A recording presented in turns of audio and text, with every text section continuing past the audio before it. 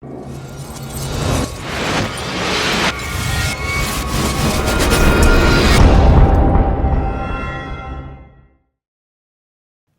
all of you flick freaks out there, what is going on? My name is Andrew, and today I'm going to be showing you how I make a reaction video. It's a really simple process as far as the editing is concerned, as long as you have the proper software. The software I actually use to record, which I'm also recording this video on, is OBS. I'll even bring it over here. So it's going to have like a little mirror image, but now you have an idea of what it looks like. I know it has like, the tunnel thing going on right here. Just forgive that. Now you have an idea of what OBS is set up. Like down here is where you'll see like the desktop audio. Here's my mic's audio. This one right here is where like the video is that you're actually seeing this kind of tunnel thing through. But that's just to give you an idea of what that looks like as far as the recording software. There are plenty of videos out there on YouTube if you're curious about how to set up OBS and how it functions. But as far as the editing software that I use Adobe Premiere Pro CC 2017. It's a monthly subscription service. A lot of people like to use other softwares. I've personally always used Adobe, so it's just the software I'm the most comfortable with. I know a lot of people are not fans of paying a monthly subscription fee for their recording software, which I totally get. But that's neither here nor there. If you're curious, this is how I make a recording or a reaction video as far as the editing is concerned. So if you look down here in the bottom right, or the bottom left corner, sorry, I need to learn my directions. You'll see that this is where I've uploaded all my videos, and the trailer that we're going to be watching today is the Blade Runner trailer. And up here, you'll see all these that say intros. I have a whole bunch of videos that are intros, just so keep things interesting at the beginning of my video where it introduces the Flick Freaks logo and everything.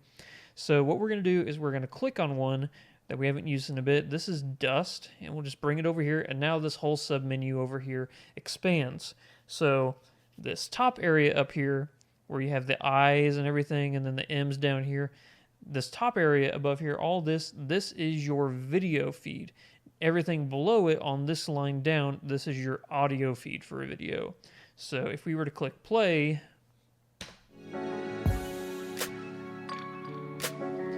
you'll see that the timeline moves across right there. So now what we need to do is we need to actually bring in our video. So that's it right here. We'll click and drag and place right here. And as you can see, there's a big gap here where I'm actually like getting the recording software set up and everything. So what we need to do is we need to get it right up to the edge of where I'm about to talk, cut both the video and the audio. Then you click and drag to cover all of this right here. Hit delete on your keyboard. And then you're going to click and drag to cover all this and bring it over. And then we'll click play just to make sure that it's close enough and it syncs up properly. And we'll hear the ahoy. Ahoy, all of you flick freaks out there, what is going on? Sounds good to me. So now the next thing that we need to do is we need to expand this little thing at the bottom here. This expands and contracts so you can get down to milliseconds all the way up to like 5-10 minute intervals that you can see. So now we expand until we see this little gap in space right here where you see there's no audio playing. That's where the trailer is. So if we move to right here, we can see that I'm about to hit the play button, and I'm betting this right here is the hit play button. So nope, that's not it. So maybe it's this right here.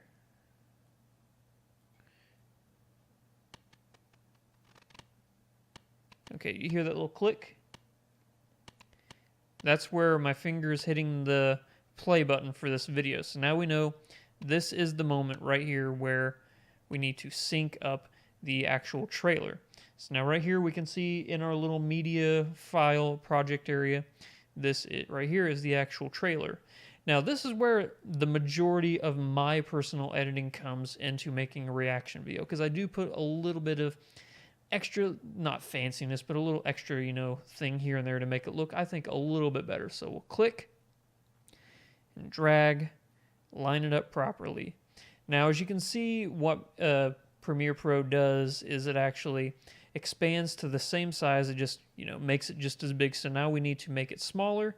So if you click on this right here, it'll bring up this effects menu right here. And now we get to choose the size, the position, all that stuff is going to be right in here. So next thing we're going to do, scale.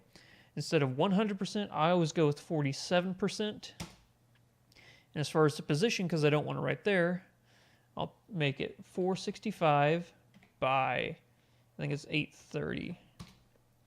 Now you're saying, Andrew, that covers up your little area down there and up here. Well, what we're going to do, head over here into Effects.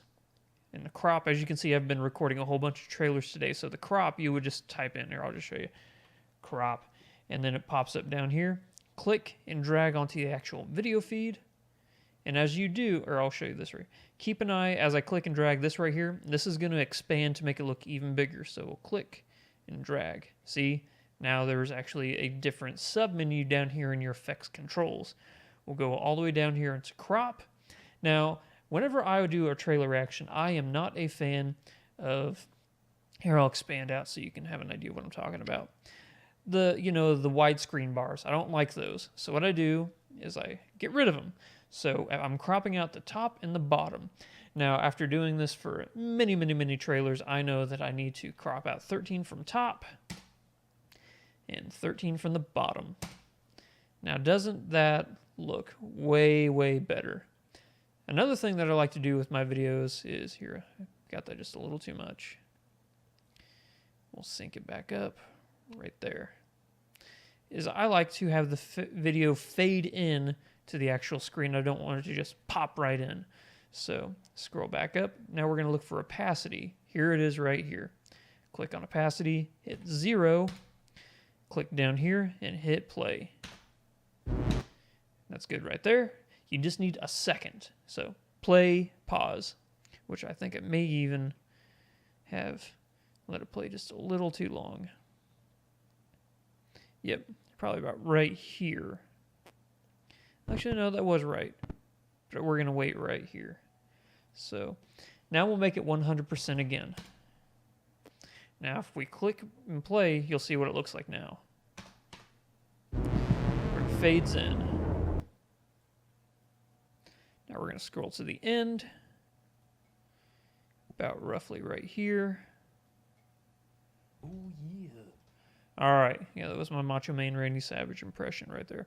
So now we can't just hit 0% right here. We have to have, because you don't want to start fading out just from the beginning of you want it to start fading out from this point in the video. So this right here, this is a keyframe. So you will click on that. So that means whatever action I'm about to do for this video, it's going to start right here where I place this keyframe. So now we will go to the end of this clip. We moved it down there, hit 0 again, and now you will watch this video right here fade out. Oh, yeah. And there it goes. Another thing, this is just for my particular setup. It may be different for other people, but for my particular setup, my microphone is turned down really low so it doesn't pick up a lot of the background audio. A problem with that is that whenever I actually play a trailer, as you can see right here, my audio for me talking is going to be drowned out by the actual trailer. So if you listen here, you'll barely hear me at all. You're a cop. See, I'm really getting drowned out right now. So what I'll need to do is, if I look here, I can tell, again, just from doing this so much, that this trailer is going to be really loud. So what I'm going to do is I'm going to turn down the trailer's audio. Now, this is the trailer's video and the trailer's audio. They stack above and below on top of my actual video here. So now that I've selected and I've highlighted the trailer's audio, what I will do is I will go over here to the level, and probably -11 should do it. Again, just from doing it so long. And then we'll give that a listen, see how that sounds now. Man, You're a the cop. way that this movie's gonna change from different I did colors, your job once. like it was really dark and blue, now look was at all good, these huh? bright. It could be a little bit, maybe I'll change it, I'll go back a bit. So Control Z, nope, that's not even working, so What is that undoing? It's undoing something, and I don't know what it's undoing. Oh, man, that looks like a Greek. The future. Looks like a Greek. Huh. It was acting really weird there for a second. Premiere Pro just did an update that I'm not happy with. It's really messed with everything. Man. So let's click right here. Maybe if we go in here, we can just adjust the main thing. Maybe we'll take it down to 13. You're a The cop. way that this movie's going to change from different Yeah, I like that negative 13 way, way more. So, all right. Now, what we need to do is that the video is over. I'll have this whole area right here where I'm turning off the videos. You can see I don't want any of that. It doesn't look good. So, we'll do this. Hit play right here. Subscribers. Watch me smile. My dashing face. About right there should be. We'll do it again. 2,000 subscribers. Smile. Pause. Now we will cut this excess off of the back end. And if you have an outro video, which I do, you'll go back here in your project files. And that's it right here. I call it my Let's Play outro. It's a brand new one because YouTube got rid of annotations and everything. So this is the new one, my new outro, not the Scott Sterling one anymore. It's just a compilation of all of our Let's Plays that I thought were really funny moments. So whenever you have the new outro setting, you'll see like over here a recommended for you video. Down here you'll see a Patreon and then a subscriber button over here. So that's it. So now you'll hit Control M. That's going to bring up your export file. So we'll just do this. You can see I've already done these reaction reviews. So this was Blade Runner 2049 official trailer number 1 reaction and review. Save. Make sure my settings here 1920 by 1080, 60 frames per second. And what it will do as far as the trailer, it'll automatically readjust, quote unquote, the trailer to match my actual recording settings because my camera does record at 1920, 1080, 60 FPS. So it's going to look smooth in the transitions, maximum render quality. Everything here looks really good. So then you just export the video and you've done it. Congratulations. You have made a reaction video. Hopefully this video gave you a little bit of an insight into what it's like to make a reaction video. Again, like I said, very, very simple. And yeah, with me talking, it made this video a lot longer than what it would normally take me. Normally it would take me 5 minutes to totally edit just because I've done it so many times. But yeah, that's the software I use, and hopefully you guys if found this interesting. If you've ever been curious how I do it, now you know. We'll catch you in the next video. Until next time, Godspeed to 100,000 subscribers. Matt, where you going? I wish she would have said Let's something. go find Ham. Like xenomorphs. Son of a bitch! You just came in like a wrecking ball. I mean, to be fair, you need him in the face like 18 times.